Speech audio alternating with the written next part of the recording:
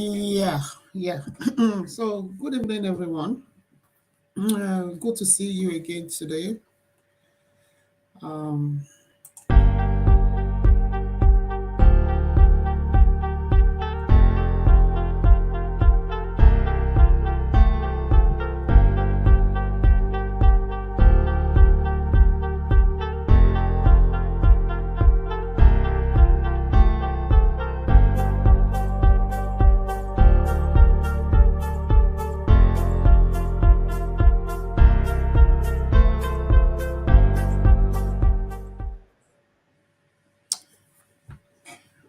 yeah.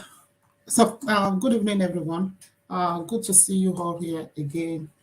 Um, Today, what I'll be doing today is still on. This is an educative show. I'll call it. I will not call it a show. I'll call it a program. It's an educative program. So, what we'll be doing here today is we are going to make a comparison of two types of struggle. That would be Yoruba Nation struggle. We are going to compare that of Yoruba Nation struggle with that of South Africa, just to check if we are on track, if Yoruba Nation struggle is on track or not. And if not, if there's anything we can actually pick and learn from South African struggle. After all, they've been through it, they've passed through it. So we are new in today's struggle, so we can actually pick and learn something from South African struggle. So it's going to be an educative show, I promise, and we're going to get started. Right. So we are going to get started. So because we are trying to make a comparison between South Africa and Yoruba Nation struggle. So what I'm going to do is it will be nice for me to briefly go through South African struggle, the history of South African struggle. So we are going to start that we are going to play some of the music that was sung during the struggle. So I'll start with this. Give me a second.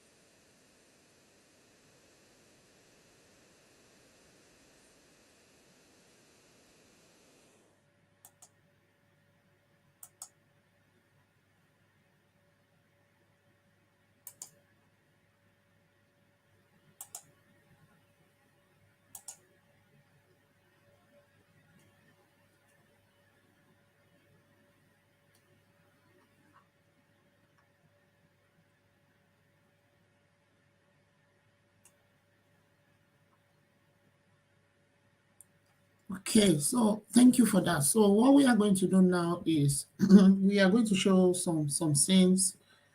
We'll try and just bring up because we're making a comparison between two countries. I think, like I said, it will be good to actually touch on the history of South African struggle. So I'm going to bring up a clip now, which I'm going to play for those that are not actually familiar with South African struggle.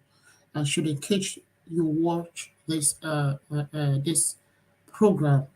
At least you pick one or two things and you learn one or two things from it. So I'm going to do that now. Give me a second.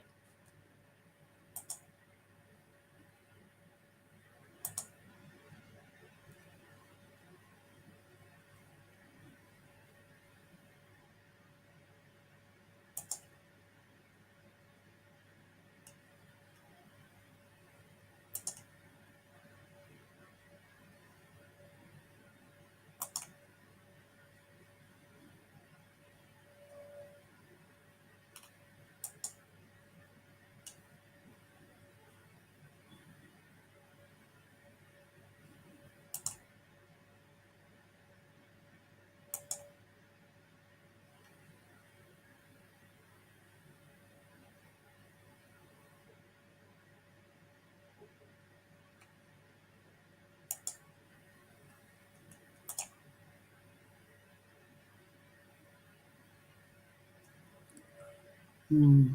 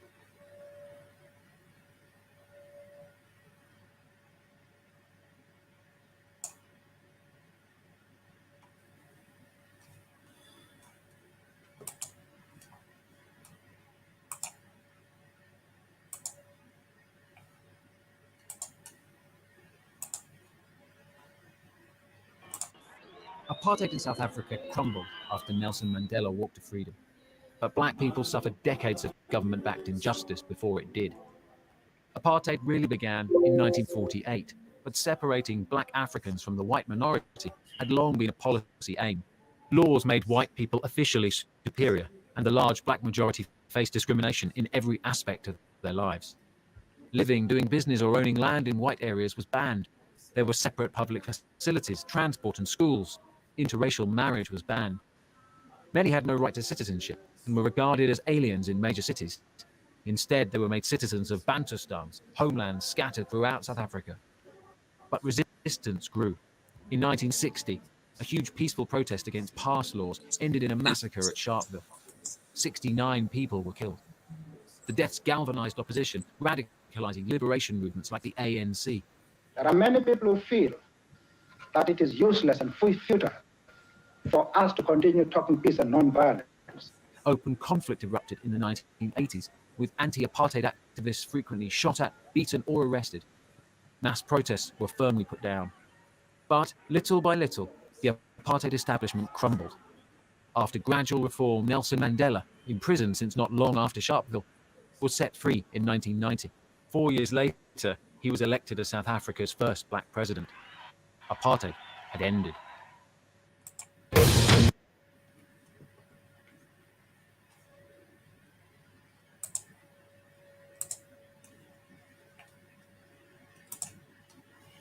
Yeah, thank you very much. So that is just the history of South Africa apartheid struggle.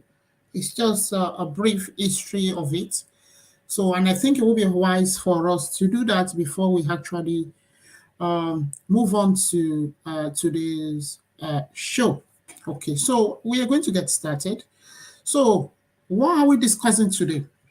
What we are discussing today is we just want to keep a check on Yoruba Nation Struggle, just to see if we are on track and to see if what we are doing is right and if there is need for us to make amends. Okay, if there is need for us to improve what we have to do, and if there is a need for us to re-strategize, or if there is a need for us to, do it all over again. So I'm going to bring up my screen. Yeah. So Yoruba Nation Struggle. How far is the Yoruba Nation Struggle? How far have we gone? Are we making progress? Or we've taken a step backward? Or we are just stagnant? We are just in a place. No progress, nothing is ongoing. Everything is as dead as, just quite like a mortuary. And we will find that out very soon. So, introduction. So, my introduction for today will be the purpose of this educative show, okay, is to quantify South Africa apartheid struggle with Yoruba struggle. So, we are going to look at both. We are going to make that comparison. Who has done it right? Who is not doing it right? Is there need to amend? Is there need to make changes? And we get to find out how as time progresses. Then we will measure the scope. We are going to measure the scope, okay? And then maybe after measuring the scope, there'll be a lesson for Yoruba Nation Struggle or for Yoruba Nation leaders, the so-called 3 Yoruba Nation leaders, Onitiri, Sunday Igboho, and Akintoye. Maybe there'll be a lesson for them to learn from South Africa struggle, and they can take that on board and implement that. Okay? After all, they are not perfect. So you are not perfect, you learn from others as well. So, and that is some of the apartheid clip, some of the South African apartheid song and video, which I just played in the first segment of this show. And that will take me home. What's our primary goal? Our primary goal is to ensure that if at the end of this educative show, Yoruba Nation leaders get to find out that they are not on track, they are not doing the right thing, then they would need to re-strategize. So they have to re-strategize Yoruba Nation Struggle. So that is our goal here. I think there is no doubt about it that Yoruba Nation Struggle is not doing fine. Yoruba Nation Struggle is not progressing. Yoruba Nation Struggle is just stagnant. We are just in a place. So for us to rectify that mistake, we have to learn from others. We have to look at others that have done theirs and they've actually achieved from what they have done so far. You learn from them. You learn from the good ones, not from the bad ones. So that is why I've selected the case of South Africa, which will be a good example for Yoruba Nation leaders to learn from. Okay, that will take me on to the next. Good. Here we go. So,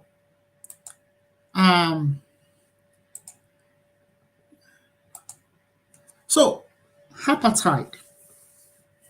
Yeah. So I think it would be good, since I've shown you the video clip of apartheid, you understand what apartheid is about. You understand what South African struggle is about. It's all about apartheid, where there's segregation, where blacks are segregated from whites. And as we know, South Africa is an African country and is an African continent in the southern part of African continent. However, we have whites that also live in their midst, which they have tend to like dominate the actual son of the soil, the true South Africans. They were segregated, from the white. The white lived a better life than the black South African. That's what the struggle is about. So it was labeled apartheid. So what is apartheid? Apartheid simply means separateness. Ke separateness. So, and that is a system of institutionalized racial segregation that existed in South Africa. So there were racial segregation where we have white and we have black were segregated from the white. White lived a better life, while the black they lived like a caste in their country. They lived the life of a stranger in their own country. We have the government that is dominated by whites. The whites control the political and economic power of the country. So it's also an authoritarian political culture based on base cap. When we say base cap, what does base cap means? Bas means boss, okay? Cap means hood. So that's boss shape. I mean, boss hood, that's boss shape. We have white dominating black South Africans. So they had the boss. The whites were the boss then, which ensured that South Africa was dominated politically, socially, economically, through minoritarianism. When we say minoritarianism, those were the whites. The white South Africa were the minority in the country, but the minority actually dominated the majority. The black South Africans were the majority. They were the real South Africans, but they were actually governed and they were controlled and dominated by the minority whites. So minoritarianism by the nation's dominant minority white population. They were dominated by the white population. It entailed the segregation of public facilities, social events, grand apartheid, which dictated housing, employment opportunity by race. So if you are black, it's more of like you are not entitled to anything. There are places where white can go, where black cannot go. They cannot step their feet on. There are places, there are things whites can do that blacks cannot do. Whites were not allowed to marry blacks. So many things. So everything was segregated. There are black schools. There were white schools. It's more of like the struggle of, America, where we have Martin Luther King had to just fight it out with white Americans, to liberate his people, which were the black Americans. Okay, so there were apartheid law as well. Like I said, if you remember, I said white and black were not allowed to marry them. So some of these apartheid law includes prohibition of mixed marriage act. That means mixed marriage, white cannot marry black. Funfun the Fedudu is not allowed. Immorality Act of 1950, same thing. White cannot be seen with black. They are not allowed to have anything together. They are not allowed to have anything in common. Those are examples. Then we've got Population Registration Act, 1950, which is classified as South African, which classifies South African into 4 racial groups. So that legislation actually classified South Africa into four racial groups based on appearance, their appearance. So, also known ancestry. So that means the socio-economic status, cultural lifestyle, black, white, colored, and Indians. So they were separated. We've got the black, we've got the white, we've got the colored, and the Indians. And the last two, which included several classification, that is places of residence. That means where black lives, white cannot live there. Where white lives, black are not allowed to live in those areas, though they were actually separated by socio-economic status. These racial groups were actually segregated. They were actually separated, you know, using the socio-economic status. White live in a classic area. They've got their cultural lifestyle, their residence, you know, and what they can do, what they cannot, what they are not allowed to do. Why the black South Africans, they were actually relocated out of the mainland South Africa. They were relocated to Bantustan. And when we say Bantustan, that is a place now called today, in the South African today, called Soweto. That was the only area where blacks were allowed to live, and you will not find white in that area. So that was what apartheid was about, and you could see that it was really tough. It was really a tough struggle. You could see that the black South Africa endured a lot, but they fought their way through without shying from their struggle, and we all saw what happened. They got their independence, and they are happily. Not everything is perfect right now in the country, but we can say they are happy today. Okay, so that is the little about apartheid and apartheid law. You can see how horrible those laws were. Gbogbo alárí bí òfin tí mo kà jáde, àwọn legislation tí mo kà jáde yẹn, they are horrible legislation tó ṣe pé kò ṣeé gbọ́ sétí. Ibi tí funfun bá ń gbé, dúdú ò lè débẹ̀, kò gbé bẹ̀. Ó di pé àwọn black South Africa wọ́n sọ wọ́n di outcast nílùú títí wọn. Wọ́n sọ wọ́n di lower class citizen. While they were white, àwọn funfun wọ́n jẹ́ first class citizen. You can imagine nílùú tiẹ̀, ibi tó pè ní ìlú tiẹ̀. Imagine kí funfun dé kó dominate ẹ ní orí ilẹ̀ Yorùbá land. School tí funfun wá lè lọ, kí ìwọ tó jẹ́ ọmọ Yorùbá lórí ilẹ̀ ọmọ ẹ ò lè lọ síbẹ̀. All sorts ló ṣẹlẹ̀. But this is a lesson for us all. Lesson fún wa ni. Now, nígbà tí gbogbo wàhálà yẹn ṣẹlẹ̀, apartheid yẹn tó ṣẹlẹ̀. So àwọn black South Africa wọ́n ní party títí wọn. Àwọn white South Africans wọ́n ní party títí wọn. So èmi kàn máa touch lórí black South Africa ni mo wá sọ lénìí gangan. Because àwọn náà ti wà nínú shoes táwa náà wà rí àwa tá jẹ́ ọmọ Yorùbá. Maybe there is one or two things tá lè pick from their struggle tó ṣe pé ó máa help àwa tá jẹ́ ọmọ Yorùbá náà. And going forward, we will learn from it. Nǹkan tó bá yẹ ká tún ṣe ká tún ṣe. Tó bá ṣe ká fọ́tán ká tún bẹ̀rẹ̀ ká tún tún. Now, gbogbo alámọ̀ party tó ń pè ní ANC ní South Africa. ANC, full meaning of ANC is African National Congress. African National Congress.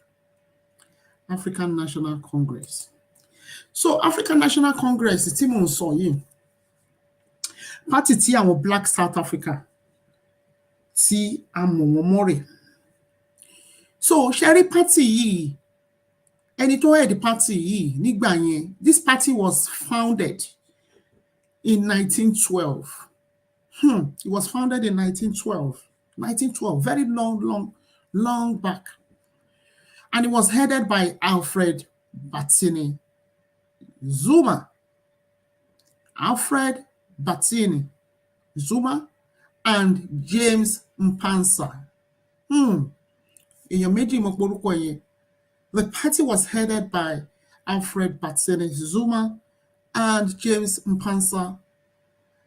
So I am going to pick one at a time and I'm going to give you their profile. I'm going to take you through their profile, explain who they are, let you know who they are. So indirectly, we are saying these two guys were the leaders of the struggle, were the face of ANC, which is African National Congress, were the face of the Black South Africans. They were the one who represented the South Africans. So for those of you who thought that Mandela started South African struggle, is a lie. It's not true. I am confirming to you today that this party was headed and the struggle was headed by Alfred Batini Zuma and James Mpanza. Those were the two leaders back then. So the struggle was not started by Mandela. It was headed by Alfred Batini Zuma. Alfred Batini Zuma and James Mpanza. Okay, so I'll start with Alfred Batini Zuma. He was a conservative person. Okay, like I said, the ANC party was founded in 1912. Okay, and it led the party for 30 good years. And the struggle had already begun then. It led the party for 30 good years. So he's seen as a conservative. As you know, we've got liberals and we've got conservatives. So in this case, he was seen as a conservative and he led the party from 1912 when it was founded to 1942. That's 30 years, 30 good years. And what led to his downfall and what led to his resignation? Reason to step down, I'm going to say this. Only pé ó ti wà too conservative is out of touch. It's like they were running out of patience with him. That's the Black South African were running out of patience with this guy. Therefore, they had no choice than to encourage him to step down. Bear this in mind that Yoruba Nation Struggle is also facing the same problem. It's in the same dilemma. We've got an 88-year-old man who is not fit to rule, who is not fit to head a struggle, and who insisted is either he dies there, is either he leads the struggle, or no one else leads the struggle. Are we picking something from this? Are we learning something from this? Yoruba Nation.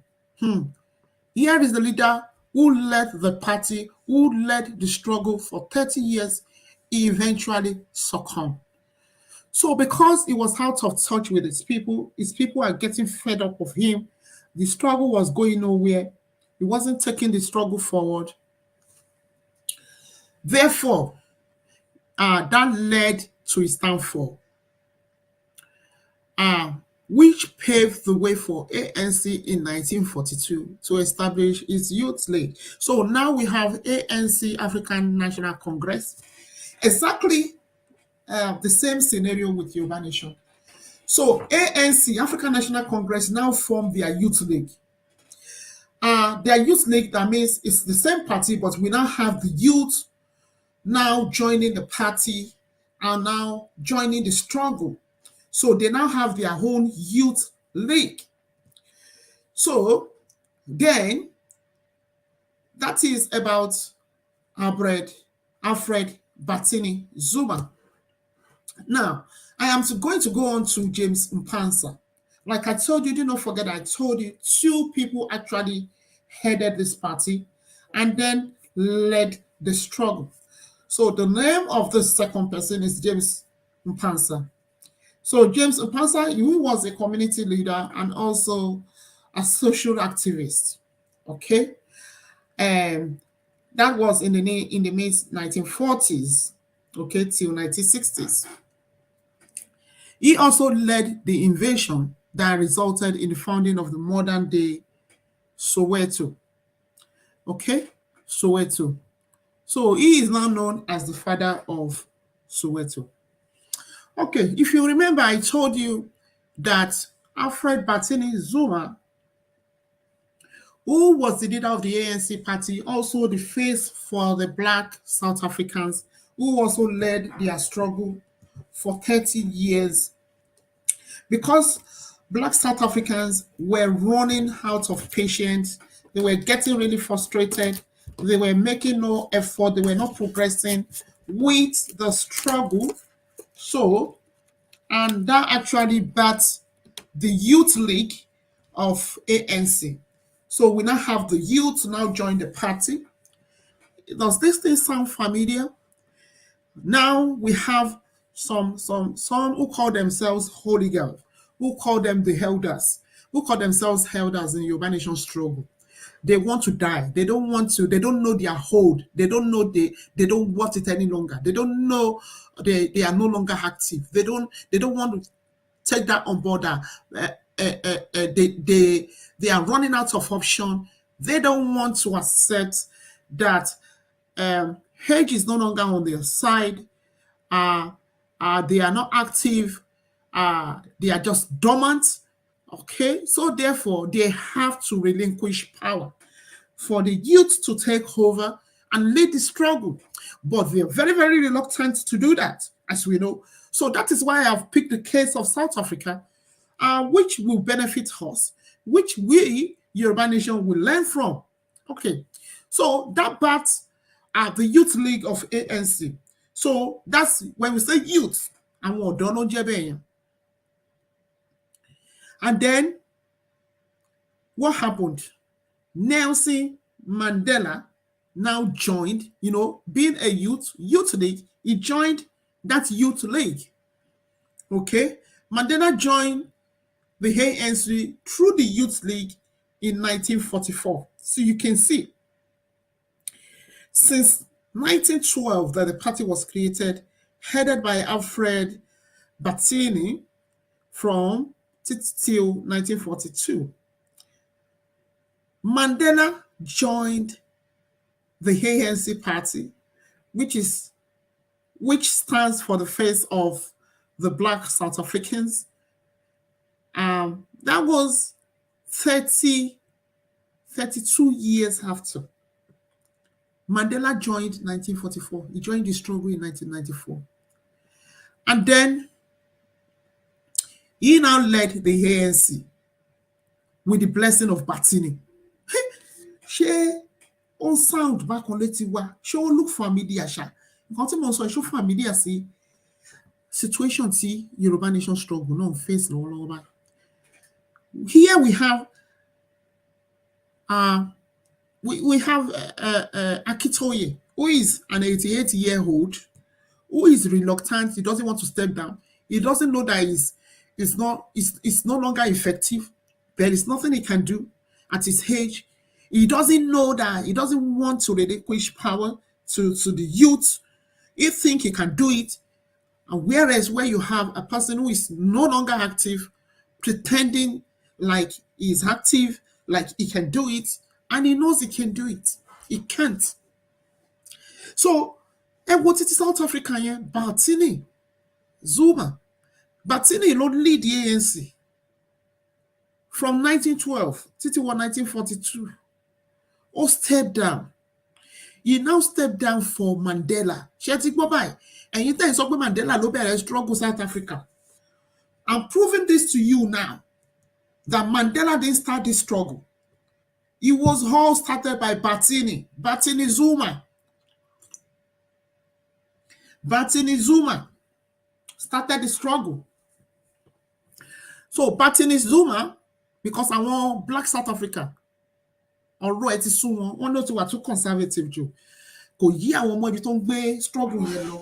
ó dẹ̀ pé àwọn ò make progress mọ́, ó dẹ̀ pé nǹkan ò lọ báwọn ṣe fẹ́, so àwọn fẹ́ change of leadership bó ṣe gbé youth wọlé nìyẹn ní 1994. Youth tó wá gbé wọlé òun wá ni òun là ń pè ní Mandela dé ni. Ṣùgbọ́n nǹkan tẹ́mi fẹ́ ka pick bí Yoruba Nation, come here, come over here. Nǹkan tẹ́mi pick bí as a Yoruba, mo dẹ̀ hope pé the gullibles out there lẹ́yìn náà pick kìíní ni pé Batini tó head the ANC tó head the struggle yẹn after 32 years ó step down fún Mandela. Ó step down fún Mandela. Kí ló wá ṣẹlẹ̀? Mandela took over the struggle in 1944. So I'm going to read this out to you. Now, Mandela joined the ANC through Youth League in 1944 and led the ANC party with the blessing of Batini. So all I'm trying to say here is Batini, who was the former leader, gave his blessing. He blessed him. He stepped down voluntarily. Why? Because his people were fed up of him. Because he knew that he wasn't taking the struggle forward. So he was under pressure to step down. And he did. And he relinquished power to who? To a youth then known as Nelson Mandela. So Nelson Mandela took over from him. And he blessed him. He blessed him. Yoruba Nation Struggle. Is this making sense to you? Are your leaders willing to step down? Some are no longer in the Yoruba Nation Struggle, but they pretend to be in, and they are not ready to step down. Some are too old to be effective. Some are too old to take any step, to take any further step, but they are not ready to relinquish power. They are just sitting there because of their own selfish interests, and they pretend to you that they love Yoruba Nation. They will tell you they like you. They will tell you it's because you are their children. And your mommy, that is how they say it. And your mommy, how can an 88-year-old man think he's doing something because of his children? Do you think you can be effective? Do you think you are effective? Do you think you can do anything at that age? No, you can't do anything. You can learn from Batini, Mr. Kitoye. And what happened after? So Mandela and 155 other members of the Congress Alliance were actually arrested and charged with treason.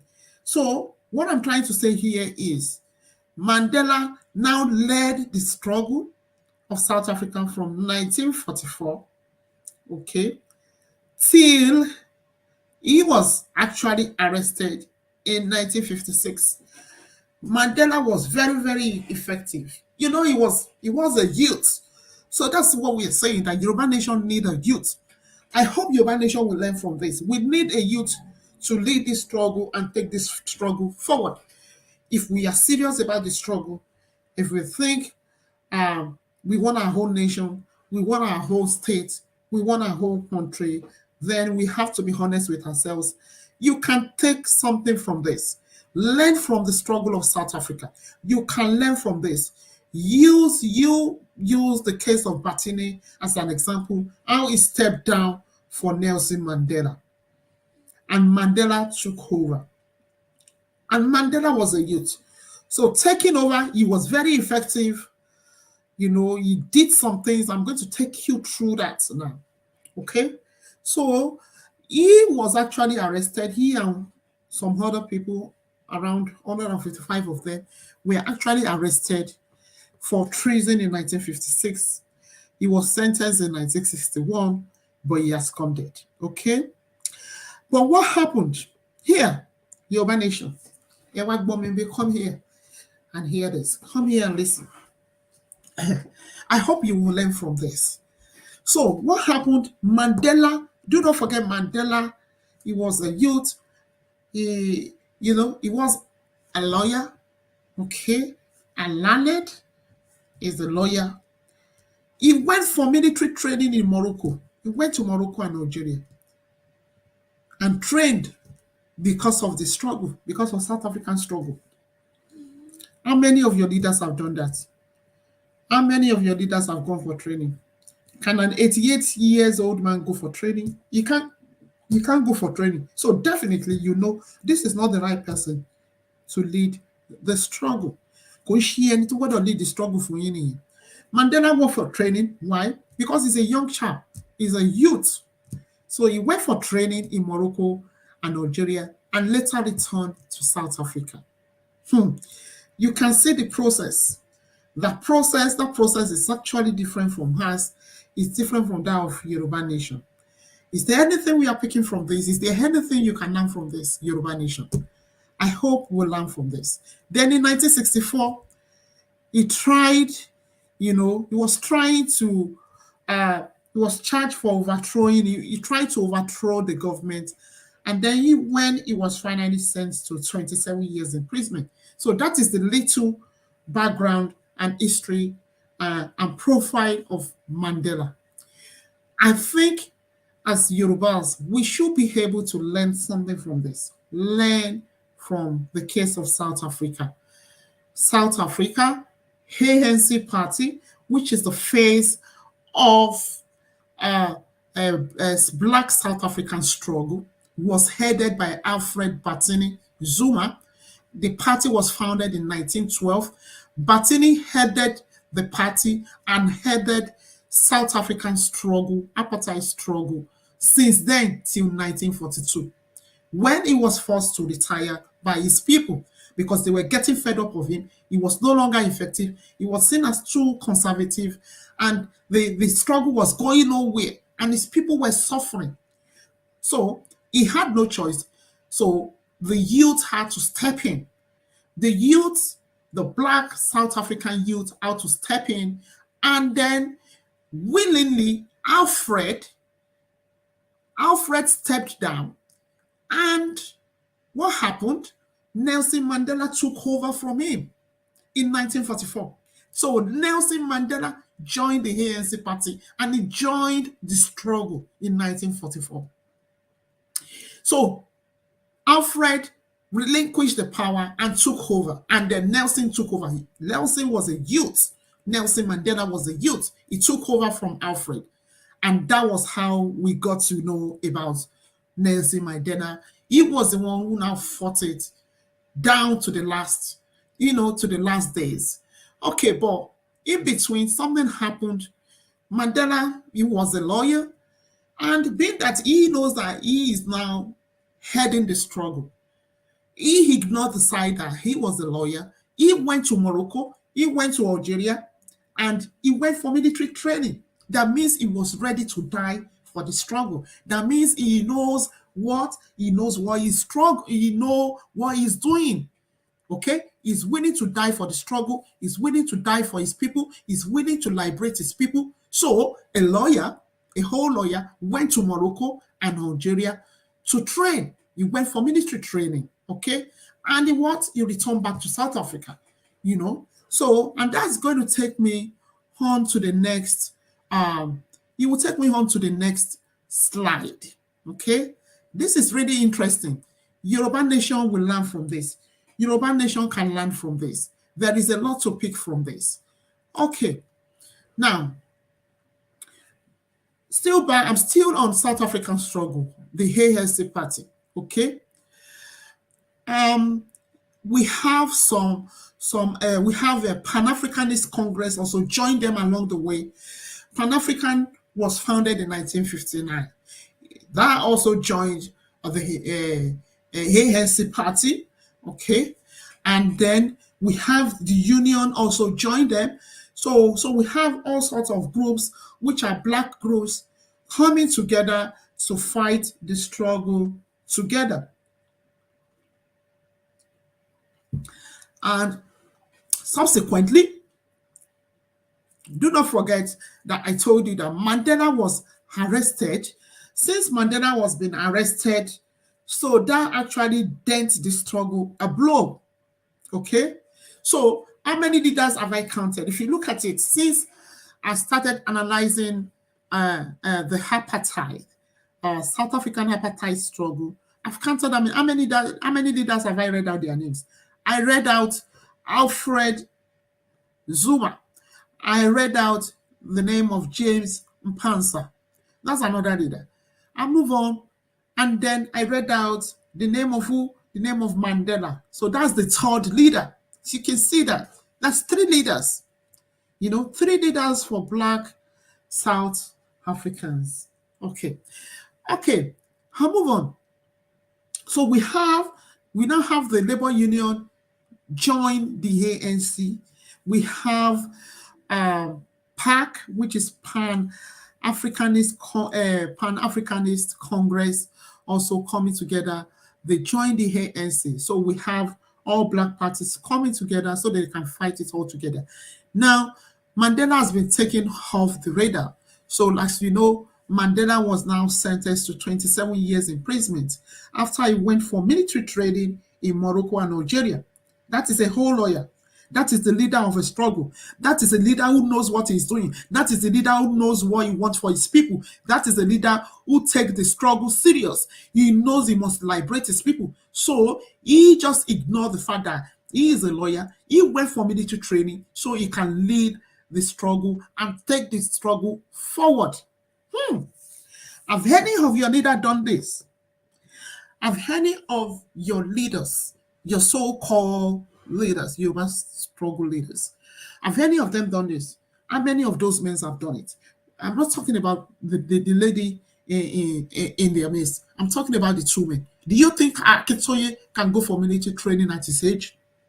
That is why I'm saying it's becoming more and more irrelevant. It's becoming and more. It's not relevant in the struggle. It is time for him to step down because he can't take the struggle forward. With his age, Yoruba struggle will not achieve anything. He can't do anything. He is actually actually stopping the struggle from making progress. If he is replaced with a youth who is forward looking, a youth who is agile, a youth who is willing to take the struggle forward, then you will see that the Yoruba struggle will make progress. But as things stand, I doubt it. And because he's not willing to step down, everything he's doing it for his own selfish reason, not because he loves the Yoruba people. So definitely, if the youths don't wake up and stand up for their rights, I believe, trust me, in the next 1 to 2 years, there will be nothing like Yoruba Nation Struggle. Okay, then after Mandela is now off the radar because he's been arrested. Okay, so what happened subsequently, weeks and months after? What happened was that we have another movement, so where they kill, another will pop up. When they kill one movement, another will pop up. When they arrest one leader, another leader will pop up. So I've now mentioned names of 3 leaders. So we have all sorts of movements popping up. They were trying to cheer themselves to fight the struggle together. Okay, now we now have another movement. Another movement called Black Conscious Movement. And this is mainly for the Black South African as well, like the ANC and other parties that have made mention of, like PAC. So Black Consciousness Movement, that was led by Steve Biko. Steve Biko, that is the 4th leader. So I'm not mentioning the name of the 4th leader, Steve Biko. Okay, but what did he do? Okay,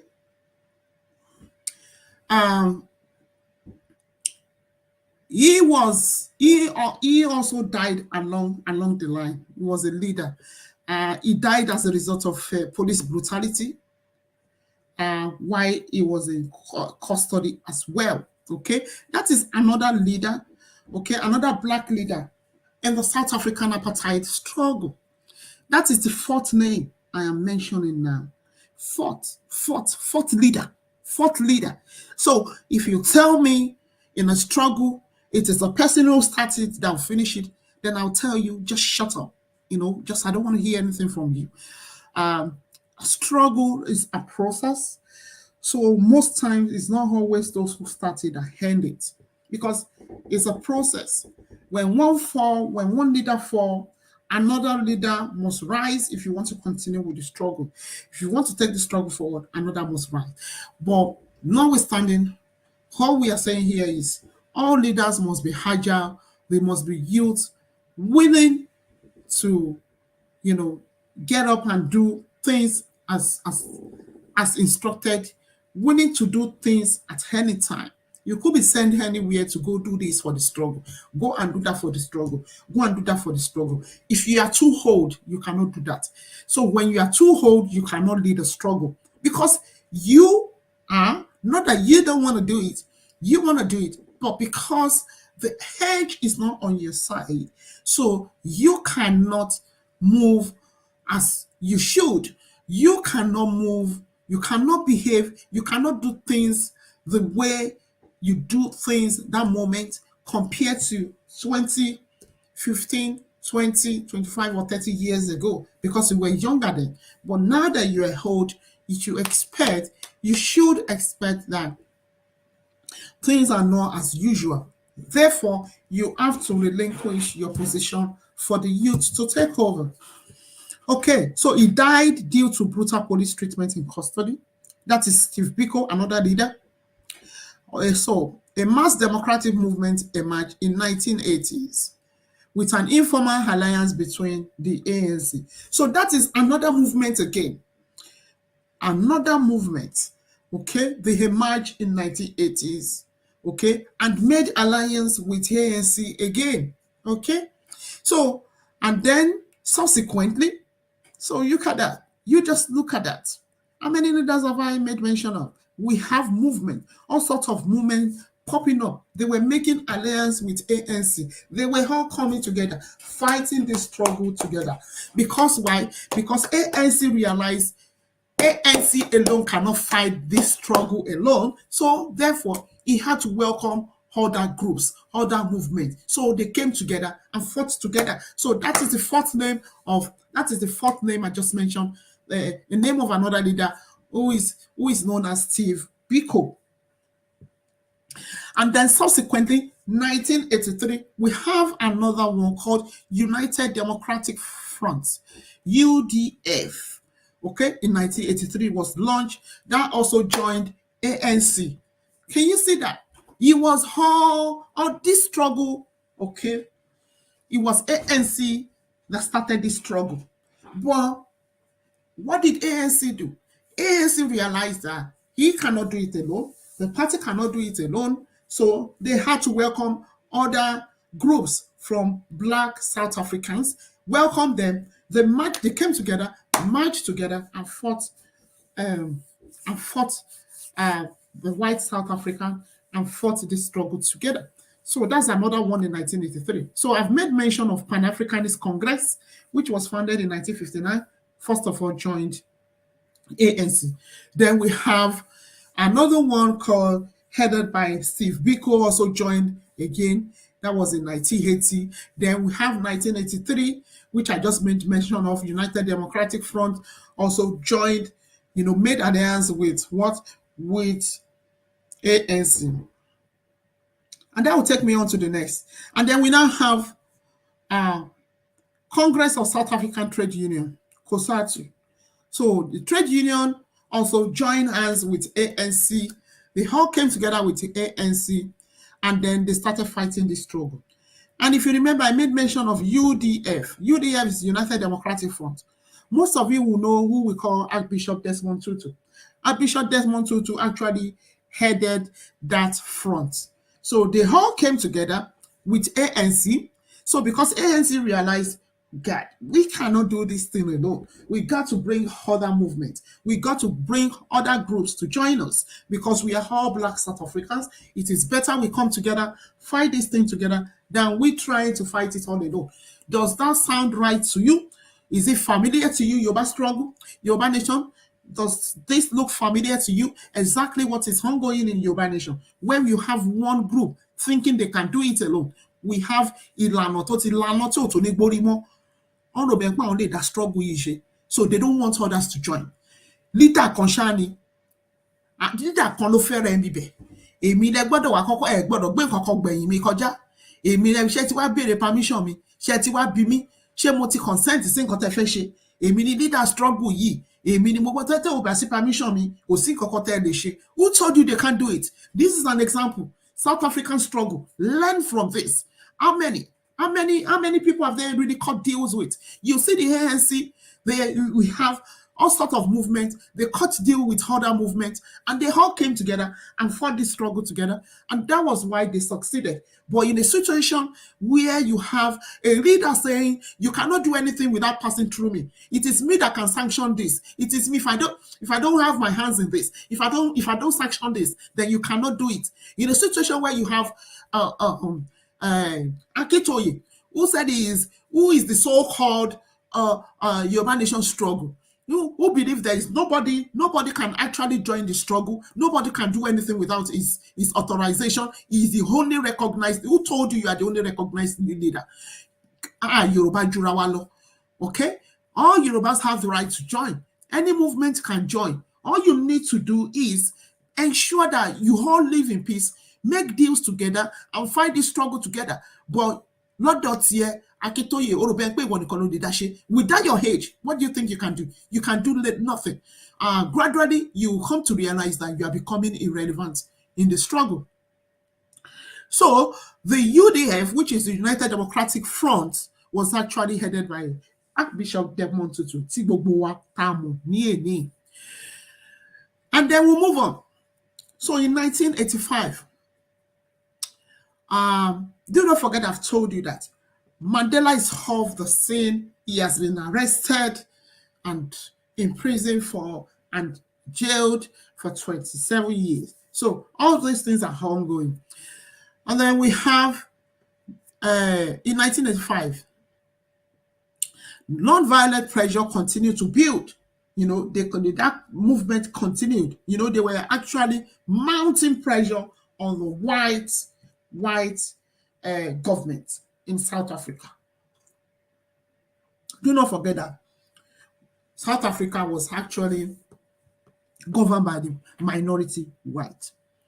So we have Black South African mounting pressure on the white government in South Africa. Okay. Now we have a 27-year-old leader again, a leader who organized. Can you see this? Youth.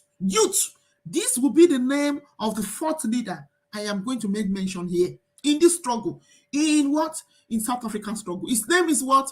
His name is Mukoseli Jack. Okay? Mukoseli Jack. Okay? He actually organized a boycott, okay, of white-owned businesses in the city of Port Elizabeth. Really interesting, very active. You can see how South Africans were active, during their struggle. So the question we should ask ourselves is the Yoruba Nation active? Are their leaders active? Well, in a situation where we have leaders that are not actually fighting in the interest of the Yoruba people, okay, they are just there on their own. All they are interested in is about money, how they take money from people, how they do their yahoo, how they take money, how they do people spend, how they pocket money.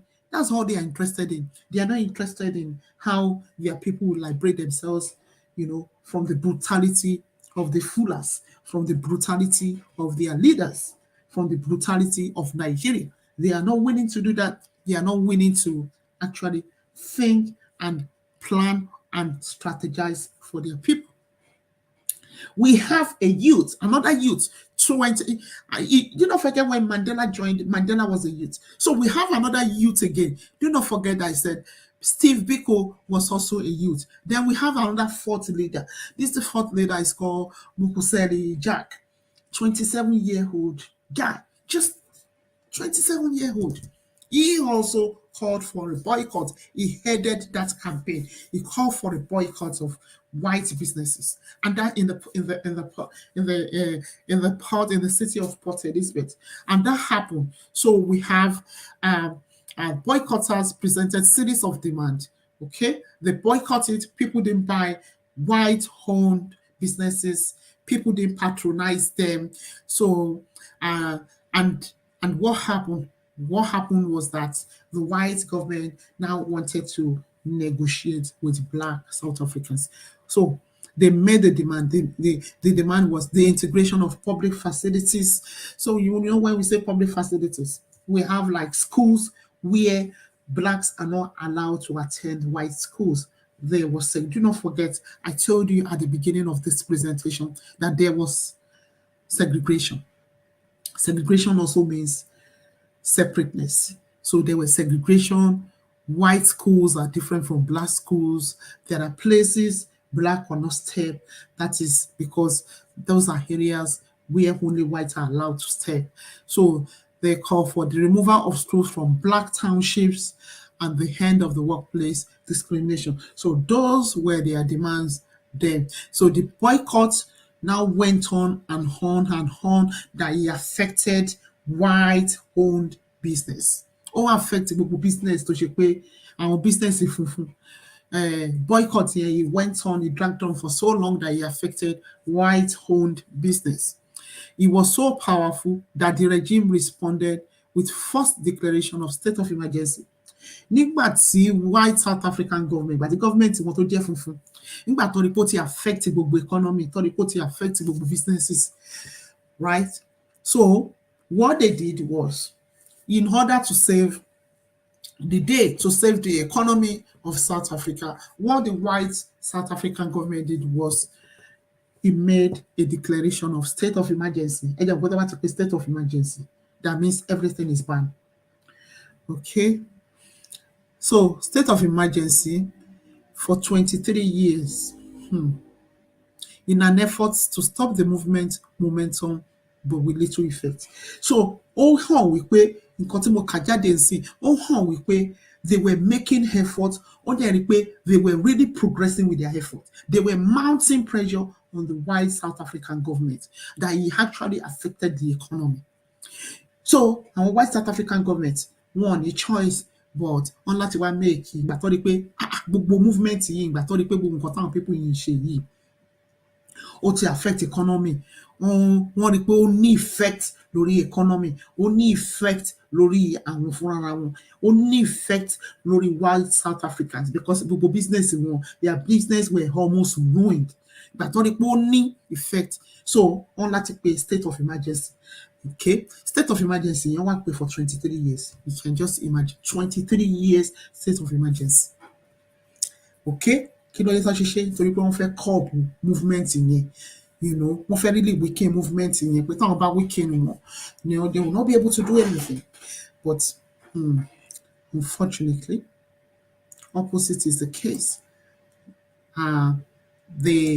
The group actually waxed on and waxed on and waxed on. So that will take me on to the next slide. And the next slide is, now, let's make this comparison, which I've already done. And the comparison is Yoruba struggle on track.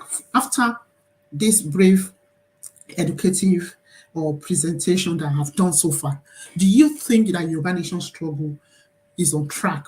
You know, now let's try and compare. Let's compare what I have discussed so far with you, how the South Africans have taken their struggle forward, looking at it from their leadership perspective, changing of leadership, you know, things they actually, how they came together, you know, movement upon movement, one group or the other coming together, you know, to fight together. So do you think Yoruba Nation struggle is that? No, Yoruba struggle ready láti ṣe. Àwọn kan pera wọn ní òmìnira, àwọn kan pera wọn ní Yoruba Nation. Okay? Ìjà lárí tẹ̀ ń bára yín jà, èébú lárí tẹ̀ ń bára yín bú. Àárín àwọn leaders who are useless, I would say they are useless leaders. Because in a situation where you have good leaders, a good leader will not send out media and ask them, ẹ lọ tẹ̀ sí lójú. Ẹ lọ tẹ̀ sí lójú, ẹ lọ bú, ẹ lọ bú, ẹ tẹ̀ sí lójú, ẹ tẹ̀ sí lójú, ẹ tẹ̀ sí lójú. That it shows how useless you are. It shows the level of your stupidity. It shows you are not fit to lead. It shows how low your high IQ is. So those kind of people cannot represent the Yoruba people. Those kind of people cannot lead the struggle. So therefore, I can categorically say, based on what I've discussed so far, based on how I've enlightened you people, based on how I've educated you people on South African struggle, that Yoruba Nation struggle is not on track. Is there a lesson to learn from South Africa? Yes, there's a lot to learn. You know, and will be leader Timoson Alfred to step down. How he stepped down for who? Okay, he was the one who started the struggle. He was the one who led the struggle. He led it for 32 years. Well, when these people got fed up of him, they saw that the struggle was going nowhere. What did he do? He stepped down for Mandela. Mandela was a youth. He stepped down for Mandela to take over. And in the process, okay, Mandela was actually in prison. Mandela, who was a lawyer, he went to Morocco, he went to Algeria, he went for military training. Therefore, office bí Akintoye ṣe ń pàṣẹ nísìn gbogbo alámọ̀ nǹkan t'Akintoye ṣe ó lọ fún struggle ó lọ fún training ní Algeria, Morocco. Ibi tó ti padà bọ̀ ni wọ́n ti arrest yẹ. Later ni wọ́n sọ pé ó fẹ́ overthrow ìjọba nítorí pé wọ́n mọ̀ pé ó ti lọ fún training, so he was back. Wọ́n ní pé mi ò mọ bó ṣe máa ń pòwe yẹn, wọ́n ní agbára ẹni tó lọ agbára ló lọ mú wá sí. So I am very sorry, my Yoruba is not so perfect as that, but ẹ bá mi gbà bí mo ṣe sọ, the little I can say, I have said it. So ó lọ ẹni tó lọ fún training, that means he's ready already láti bastardize in South Africa, already láti bastardize the white South African government. He was ready to deal with them. He was ready to deal them a blow. So he was really prepared. That was why he went for the training. That's a lawyer. Youth. Ó là ń sọ pé youth ló lè ṣe. Nígbà tẹ́ bá gbé àgbàlagbà tó ti darúgbó sí ibẹ̀ tó ṣe pé ọjọ́ mẹ́rin ló kù tó fẹ́ lò ní ayé, tẹ́ bá gbé síbẹ̀ kó máa lead struggle. Kí lẹ fẹ́ kó ṣe? Ó máa kówó jẹ náà ni. Ó máa kówó jẹ, á máa ná fi ṣe oríṣiríṣi. Kò ní lè ṣe nǹkan kan mọ́ náà. Definitely. So you don't expect that person to be effective. So is the case of Akintoye. You see? Nítorí a gbọ́dọ̀ sọ òótọ́ bàbá ṣe rí ni. Ẹni tó bá sọ pé ká má sọ òótọ́ lẹ́yìn òótọ́ tá a bá sọ, ẹni tó bá sọ pé tó bá gbọ́wọ́ ìwọ lọ́hùn, mo ní pé kí ọdún yìí tó pé kí ẹni yìí tó parí ni mò ń sọ ni. Ẹni tó bá gbé ọwọ́ ń pé èmi yìí ń sọ òótọ́, ìwọ lọ́hùn bá mi yọjú sínú ilé ẹ̀ kí ilẹ̀ ni kí ó tó ṣú. So I continue. So can Yoruba Nation struggle leaders imitate South African apartheid leaders, such as Mandela, such as Mpansa, and such as Alfred? Well, so far we have seen that our leaders, we don't have, I would say they are useless. I am very sorry to say this. Me and our leaders, listen, it's not struggle. This is not struggle. I've taken you through, I've educated you what the South Africans did that made it possible for them to have a state of their own. There will be struggle in Shigeri. It will be Alfred Zuma, which lead it for 32 years. It will step down from Mandela. Youth to lead it. Mandela no ó ṣe ọba tó lè ṣe. Ó lọ, òun náà lọ train. Wọ́n fight ẹ̀ lọ, ó lọ train. Okay? Ó lọ train as paramilitary. Ó wọlé padà. Already, ẹni tó lọ train as paramilitary yẹ kẹ́ mọ̀ kó tó bá dé, á terrorize the white South African government náà. So, ìgbà tó yá wọ́n arrest ẹ̀. Okay. Láàrin ẹ̀ náà, láàrin àwọn movement coming together, gbogbo wọn join ní ANC. Bó ṣe wọ́n join ANC o, but gbogbo wọn jọ form alliance pé ẹ jẹ́ ká jọ fight kíní together. That is the only way. And they listen to themselves. Wọ́n jẹ́ jọ fight ẹ̀. Láàrin leader oríṣiríṣi tó ń dìde.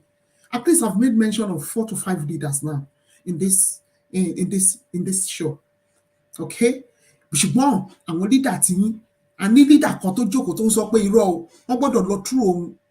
Àfẹ́mí nìkan orúkọ tiẹ̀ nìkan ló fẹ́ kó máa gbọ́. Gbogbo nǹkan tó jẹ́ ń ṣe kẹ̀, ó ń ṣe nítara tiẹ̀ ni, kò ṣe nítorí àwọn ọmọ Yorùbá. Bẹ́ẹ̀ kí a máa purọ́, a máa tan àwọn ọmọ Yorùbá. A nítorí tí ni mo ṣe ń ṣe bẹ́ẹ̀, nítorí tí mo ṣe ń ṣe bẹ́ẹ̀. Ọmọ yín lẹ jẹ́, ọmọ mi lẹ jẹ́, ọmọ mi lẹ jẹ́, èmi ni bàbá gbogbo yín. How can you be bàbá of everybody? How is that possible? Is that possible? No. Gbogbo nǹkan tẹ́ bá máa ṣe, ẹgbẹ́ dem go through me. You have to go through me. Without, if you don't go through me, if I don't sanction it, if I don't sign it, then you won't go through. You won't do this. Who told you that? Ta ló sọ pé èèyàn kan ló ń lead the struggle? Kò ń ṣe ẹni tó ń bẹ̀rẹ̀ struggle ló ń parí ẹ̀. I'm going to use the case of Israel as an example. We saw how the whole began. Moses lead wọn. Ṣé Moses ló kó wọn délẹ̀ lérí? Kò ṣe Moses náà. A ní in between, aláwọn leaders mi tó join tó tún lead wọn tó máa fi fi dé ilẹ̀ lérí. So how can you insist that it's only you? It's only you and you will only be you. tí wọ́n bá sọ pé o máa jókòó sí ibẹ̀ òní fún ẹlòmíì láyè tọ́nà bá sọ pé àsìkò tó èmi wá fẹ́ yọ ẹbí jìgà mo wá fẹ́ já ránkì yẹn mo wá já ránkì yẹn kò wá ń ṣe lóní kékeré máa já tọ́ pátápátá máa já ikú rẹ̀ ìyẹn wá ń kọ́ kí ló wá fẹ́ ṣe? Can any one of you stop God? Can you stop God? Can you media stop God?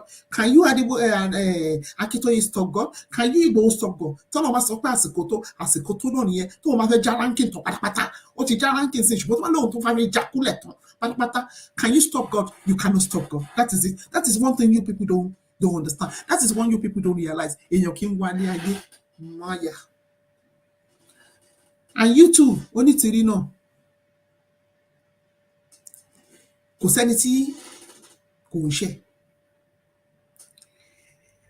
Àwa náà are perfect, à ń ṣe Ọlọ́run. Ìwọ fúnra ẹ̀ gan ò perfect, ò ń ṣe Ọlọ́run. Tí Ọlọ́run máa ń hùwà bí ìwọ ṣe hùwà, ó mà ní sí láyé mọ́lẹ̀ ni bó ṣe ń ṣe Ọlọ́run yẹn kó máa béèrè fún ìdáríjì ẹ̀ṣẹ̀ kí wọ́n wá lóò ní dáríjì Ọlọ́run kí ló rò bó máa ṣẹlẹ̀? Àbí kọ́lọ́run wá sọ fún ẹ pé òun ò ní dáríjì ẹ pẹ̀lú bó ṣe ń béèrè fún ìdáríjì ẹ̀ṣẹ̀. What do you think will happen? Ó mà ní sí láyé mọ́. Kí là ń gbé míì tá àrẹ ní bá wa sọ ọ́? Are you God? You are not God. So you can see, you three leaders, you don't have the qualities. You don't have the qualities to be a leader. That's the first thing I'm going to say. You are not fit to be a leader. And that's another thing I'm going to say. Okay? You don't have the skills and those characteristics a leader should possess. You three don't have it. So definitely, you are not fit to be a leader. And you shouldn't even lead this struggle, the three of you. Okay, now, I'm going to use another examples. So we have the former president of South Africa like Thabo Mbeki. We have former president like Jacob Zuma, who were freedom fighters. Jacob Zuma, ojú ogun lòun dúró sí báyìí. Òun ló jẹ́ former president kó tó di pé Cyril Ramaphosa yìí tó wà ń bẹ̀ tó ti pé current South African government yìí, the current prime minister kó tó di pé wọbẹ̀. Okay, Jacob Zuma was the previous prime minister. Jacob Zuma was a warrior. When I say a warrior, ẹni tó gbé ọ̀pá, ó gbé bọn, ó gbé gbogbo ẹ̀, and he fought this white government. That was what Jacob Zuma did. When Jacob Zuma sat in his bedroom and shouting, South Africa, shout South Africa, South Africa, like you Yoruba does, or like you leaders of Yoruba, as you have been doing, because rope with Yoruba Nation tanshi. Jacob Zuma, ó wọ ojú ogun ni, ó gbé ìbọn, ó dẹ̀ bá àwọn white South Africa, wọ́n dìjọ yìí fúnra, wọ́n dìjọ bára wọn kú. He fought it tooth and nail, just like Mandela went for military training in Algeria and Morocco. Jacob Zuma, òun náà gbé ọ̀pá ni, ọ̀pá àti ẹ̀pà, ó gbé, ó dẹ̀ kọjú, and he confronted the white South African government. So, is there anything to learn from this? Yes, there is a lot to learn. And this will take me on to the next slide. And the next slide is Yoruba Nation is achievable. I ask you, do you think it's achievable? Yeah, I believe it is achievable because it's a vision. It is something I personally saw that Yoruba Nation will have its own state. We have its own country. But when, I do not know. So the question is it achievable? Yes, it is achievable because it is something that I saw. It's more of like a vision. So I think it's achievable, but not with the current leadership. Our leaders standing all on saying we need to change our leaders.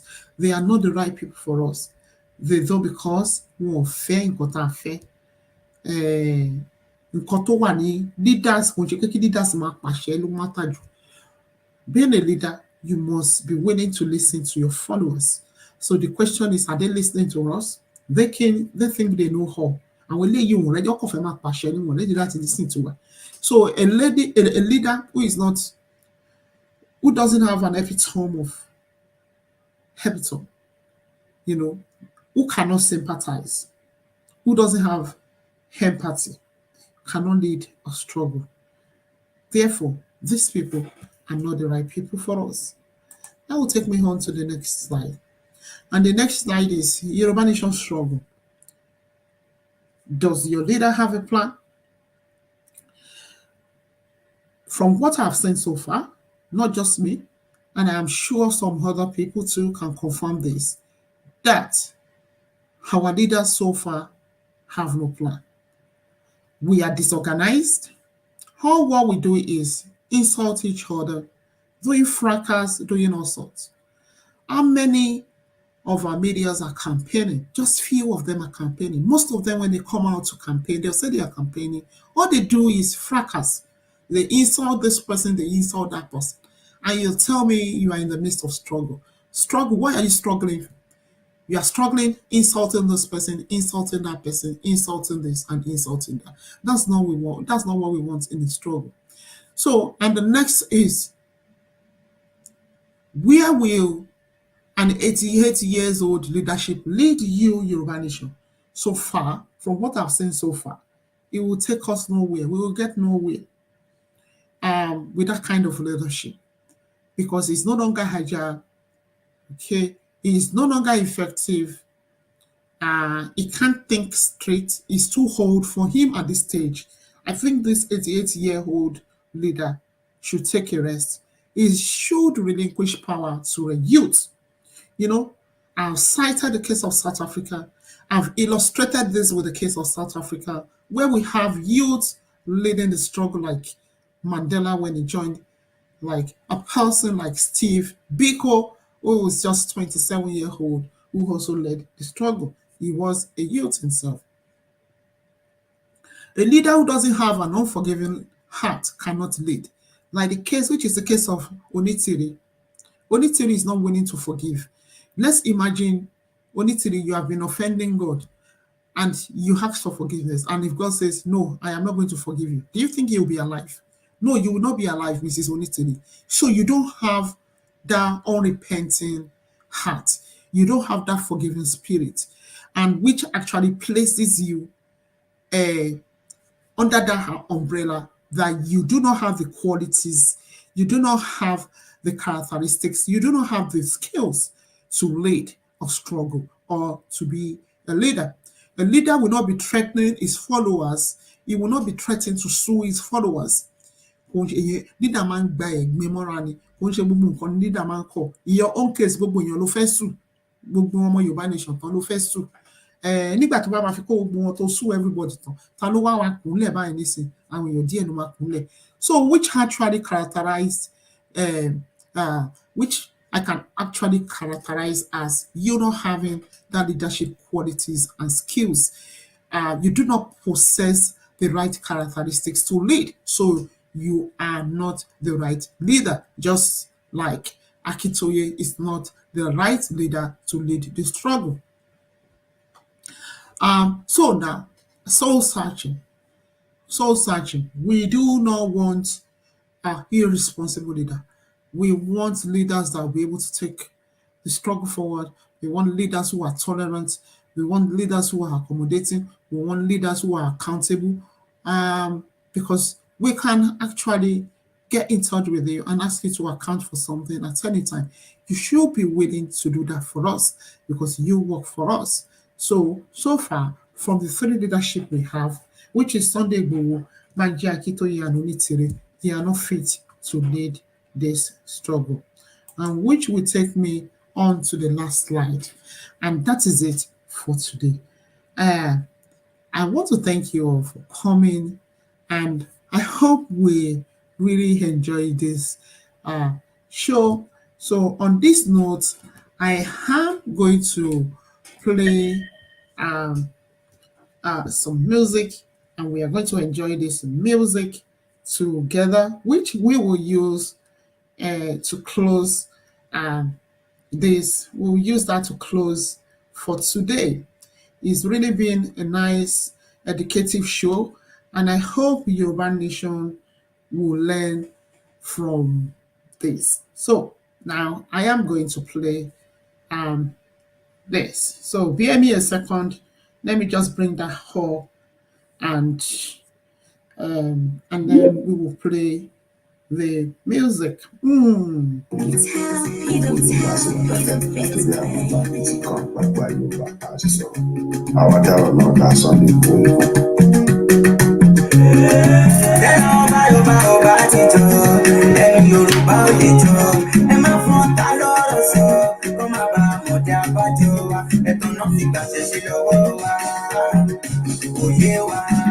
Níṣẹ́ náà brainwash wa torí tó bá dìgbà kan fẹ́ mú wa lọ sí kàṣẹ sí lọ́wọ́ wa. Yorùbá ẹ ti sùn, àní ẹyẹ sùn, ó yẹ jí máa sùn kọ́ máa padà mú wa ní òpin èṣù. Torí ogun bọ̀ ogun ẹ tètè ká múra ogun bọ̀ ẹ jẹ́ ká múra Yorùbá. Ṣebí ìjọ láró bá nígbà mi ló di ìjọba. Ẹ̀yin ọba wa ṣe bẹ́yìn náà ni bàbá wa. Ẹ má lajú yín sílẹ̀ kájèjì kó gba ilẹ̀ wa. Kán yé pa àwọn èèyàn wa lójú yín. Ẹ jẹ́ kó bá padà sáyé ọba. Ẹ má jẹ́ ká fún àwọn Fúlàní láyè kó gba ilẹ̀ wa. It is time to come together and fight this struggle together. We need new leadership. We need youth that can take this struggle forward. We need agile youth. That's what we need right now. And let's re-strategize. Torí ogun bọ̀ ogun tètè ká múra ogun bọ̀ ẹ jẹ́ ká múra Yorùbá. Ìjà yìí kì í ṣe ìjà Sunday kò ṣàníkan, ìjà gbogbo Yorùbá ó yẹ dìde. Ẹ̀yin alágbára àsìkò ti tó, wọn kì í sọ fáfọ́jú kò jọ ń lọ. Ohun kan máa mọ̀ ẹ jáwọ́ lápọ̀n tí ó yọ, ẹ já gómìnà kaná. Ìgbọràn ṣàjẹbọ rírun, ẹ jẹ́ kó tó wà látò ojú dúró. Kò sẹ́ni bọ̀dì tó lè rínú, Yorùbá ló dalẹ̀ jù ẹ má fi bínú. Ẹ̀rù yìí tó ra ẹ̀yin Yorùbá, gbogbo Yorùbá. Ẹ̀rù yìí tó ra ẹ̀yin nínú òkun lẹ́gbọ̀n ti. Ẹ̀rù yìí tó ra ló ti tọ́ ṣe máa jẹ ọ̀tá yín. Ẹ̀rù yìí tó ra ẹ̀yin lẹ́dàlẹ̀ Abíọ́lá Awólọ́wọ̀. Ẹ̀rù yìí tó ra ẹ̀yin lẹ́dàlẹ̀ tó ṣe ìjà kan. Ẹ̀rù yìí tó ra ìjọwọ́ wa ni Yorùbá máa gbọ́. Ẹ̀rù yìí tó ra Yorùbá gbọ́ àtẹnujẹ ló ń pa wọn. Ẹ̀rù yìí tó ra ọkùnrin ká polówó ẹ̀rù yẹn. Ẹ̀rù yìí tó ra ọmọ aláṣọ àwọn àkìsà ó tún fẹ̀yìn. Ẹ̀rù yìí tó ra ọmọ ẹlẹ́ran wá ń tẹkùn ó tún dùnnú. Ẹ̀rù yìí tó ra ọmọ tó lè ṣàǹfààní fún wa náà ti kó lọ. Ẹ̀rù yìí tó ra ó yẹ ó ti pẹ́ tí Yorùbá ti fẹnu ṣe. Ó yẹ kúrò lóko eré lọ́wọ́ yìí. Ẹ dúró dédé kí tẹ́nàtì má padà lé onílé. Ọ̀rọ̀ yìí ṣe ọ̀rọ̀ Sunday Igboho nìkan, ọ̀rọ̀ gbogbo wa ni o. A sì dáadáa olóṣèlú wa ló ń lọ ní gbogbo ẹ̀yìn àgbàgbà ọba. Ladies and gentlemen, the national anthem of the newly formed Yoruba Nation.